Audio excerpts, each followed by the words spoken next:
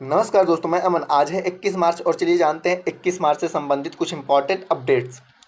तो आज का पहला अपडेट है, निम्न में से किस राज्य सरकार ने भूमि अभिलेखों तक आसान पहुंच सुनिश्चित करने के लिए दिशांक ऐप विकसित किया है? ऑप्शन ए है केरल सरकार, ऑप्शन बी है गुजरात सरकार, ऑप्शन सी है महाराष्ट्र सरकार और ऑप्शन डी है कर्नाटक सरकार। तो यहाँ पर जानते हैं, कर्नाटक सरकार के राजस्व विभाग ने भूमि अभिलेखों तक आसान पहुंच सुनिश्चित करने के लिए दिशांक ऐप विकसित किया है। यह दिशांक ऐप को कर्नाटक राज्य रिमोटिंग सेंसरिंग एप्लीकेशन सेंटर के भौगोलिक सूचना प्रणाली कार्यक्रम के तहत विकसित किया गया है। तो इस प्रकार से यहाँ पर सही ऑप्शन होता है आपका डी, कि कर्नाटक सरकार ने भूमि अभिलेखों तक आसान पहुंच बनाने के लिए दिशांक ऐप को विकसित किया है। आज का अगला अपडेट से, निम्न में से किस आईआईटी संस्थान और आरबीआई इनोवेशन हब ने बूस्टर फिटनेस फिनटेक स्टार्टअप के साथ टाई अप किया है? ऑप्शन ए है आईआईटी कानपुर, ऑप्शन बी है आईआईटी दिल्ली, ऑप्शन सी है आईआईटी कोलकाता और ऑप्शन डी है आईआईटी मद्रास। तो यहाँ पर हम जानते हैं कि आईआईटी मद्रास इंक्यूबेशन सेल और आरबीआई इनोवेशन हब ने हाल ही में भारत में फिनटेक व्यवसायों का समर्थन और विस्तार करने के लिए आवश्यक पारिस्थितिकी तंत्र की स्थापना में सहयोग के लिए टाई अप किया है। यह भारत का स्टार्टअप इकोसिस्टम देश की आर्थिक समृद्धि में महत्वपूर्ण योगदान देता है। तो इस प्रकार से यहाँ पर सही ऑप्शन होता है आईआईटी मद्रास। आईआईटी मद्रास ने आरबीआई इनोवेशन हब के साथ, ठीक है, स्टार्टअप के साथ टाई अप किया है।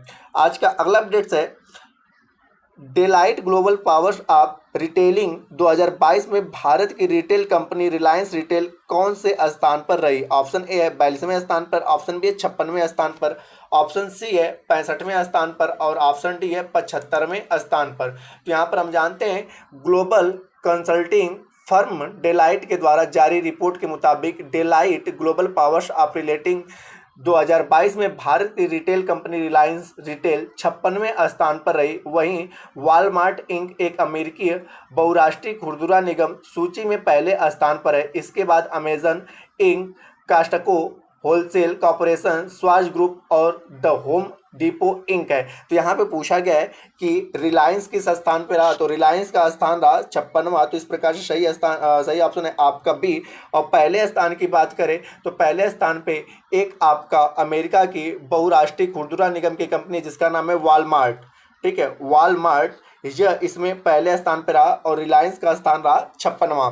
आज का अगला अपडेट है, फ्लिपकार्ट हेल्थ हाल ही में किसे अपना नया सीईओ नियुक्त करने की घोषणा किया है? ऑप्शन ए है संजय कुमार, ऑप्शन बी है संदीप मेहता, ऑप्शन सी है प्रशांत झावेरी और ऑप्शन डी है विजय लखटकिया। तो यहाँ पर जानते हैं, फ्लिपकार्ट हेल्थ हाल ही में प्रशांत झावेरी को अपना नया सीईओ नियुक्त करने की घोषणा की है। वे भारत के तेजी से बढ़ते स्वास्थ्य सेवाओं क्षेत्र में फ्लिपकार्ट के प्रभारी होंगे। वे इससे पहले Jhaveri Apollo health and life style limited और मेमड्रीज के सीईओ थे। तो यहाँ पे पूछा गया है कि फ्लिपकार्ट हेल्थ ने अपना हाल ही में सीईओ किसे बनाने की घोषणा की है? तो यहाँ पर सही ऑप्शन होता है आपका सी, प्रशांत झावेरी। प्रशांत झावेरी फ्लिपकार्ट हेल्थ के नए सीईओ बनेंगे। आज का अगला अपडेट है, भारतीय स्टेट बैंक ने हाल ही में किस शहर में इनोवेशन इंक्यूबेशन और एक्सेलरेशन सेंटर स्थापित करने की घोषणा की है? ऑप्शन ए है पुणे, ऑप्शन बी है चेन्नई, ऑप्शन सी है कोलकाता और ऑप्शन डी है हैदराबाद। तो यहाँ पर हम जानते हैं कि भारतीय स्टेट बैंक ने हाल ही में तेलंगाना के हैदराबाद में इनोवेशन इक्यूवेशन और एक्सेलरेशन सेंटर स्थापित करने की घोषणा की है, जो एक सलाहकार के ऑनबोर्डिंग के 6 से 9 महीने में चालू हो जाएगा। यह केंद्र अपने वर्तमान प्रदर्शन को बढ़ाने और नवाचार के माध्यम से उच्च शीर्ष पंक्ति विकास के चलाने के लिए बैंक की अतिरिक्त क्षमता होगी। तो यहाँ पर पूछा गया है कि भारतीय स्टेट बैंक ने, ठीक है, हाल ही में कहाँ पर इनोवेशन और एक्सेलरेशन सेंटर स्थापित करने की घोषणा की है? तो यहाँ पर सही ऑप्शन होता है आपका डी, हैदराबाद में।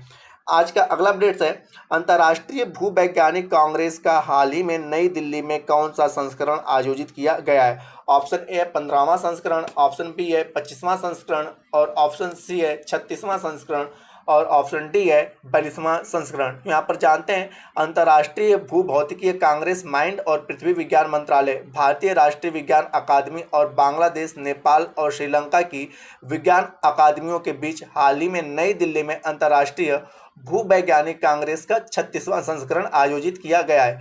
इस आयोजन भूवैज्ञानिक ज्ञान और अनुभव साझा करने के साथ साथ पेशेवर नेटवर्किंग के लिए एक अनूठा मंच प्रदान करता है। तो यहाँ पे पूछा गया है कि अंतर्राष्ट्रीय भूवैज्ञानिक कांग्रेस का कौन सा संस्करण दिल्ली में आयोजित किया गया, तो यहाँ पे सही ऑप्शन होता है सी, 36वें संस्करण को आयोजित किया गया है। आज का अगला अपडेट है, निम्न में से किस क्षेत्र में योगदान देने वाले अमेरिकी खगोल वैज्ञानिक यूजिन न्यूमैन पार्कर का हाल ही में निधन हो गया है। ऑप्शन ए है रसायन विज्ञान, ऑप्शन बी है सौर भौतिकी, ऑप्शन सी है हिंदी और ऑप्शन डी है जीव विज्ञान। तो यहाँ पर जानते हैं सौर भौतिकी के क्षेत्र में योगदान देने वाले अमेरिकी खगोल वैज्ञानिक यूजिन न्यूमैन पार्कर का हाल ही में 94 वर्ष की उम्र में निधन हो गया। उन्होंने वर्ष 2018 में national aeronautics and space administration के पार्कर सोलर प्रोब के लॉन्च को देखा, जो एक जीवित व्यक्ति के नाम पर नासा का पहला मिशन था। तो यहाँ पे पूछा गया है कि यूजिन न्यूमैन पार्कर का संबंध किस क्षेत्र से है, तो यहाँ पर आपका सही ऑप्शन होता है सी, सौर भौतिकी से। आज का लास्ट अपडेट है, 21 मार्च को विश्व भर में कौन सा दिवस मनाया जाता है। ऑप्शन ए है अंतर्राष्ट्रीय रंग दिवस, ऑप्शन बी है अंतर्राष्ट्रीय वन दिवस, ऑप्शन सी है विश्व डाउन सिंड्रोम दिवस और ऑप्शन डी है सभी। तो यहाँ पर हम जानते हैं कि 21 मार्च को विश्व भर में अंतर्राष्ट्रीय रंग दिवस, अंतर्राष्ट्रीय वन दिवस और विश्व डाउन सिंड्रोम दिवस के रूप में मनाया जाता है, जबकि आज ही के दिन विश्व भर में नस्लीय भेदभाव के उन्मूलन के लिए अंतर्राष्ट्रीय दिवस, विश्व कविता दिवस और विश्व कठपुतली दिवस भी मनाया जाता है। तो इस प्रकार से आपका सही ऑप्शन होता है डी, ये सारे आपके दिवस मनाए जाते हैं, अंतर्राष्ट्रीय रंग दिवस, अंतर्राष्ट्रीय वन दिवस और डाउन सिंड्रोम दिवस के साथ साथ कुछ अन्य दिवस हैं, जैसे कि मैंने आपको बताया कि नस्लीय भेदभाव के उन्मूलन के लिए अंतर्राष्ट्रीय दिवस, विश्व कविता दिवस,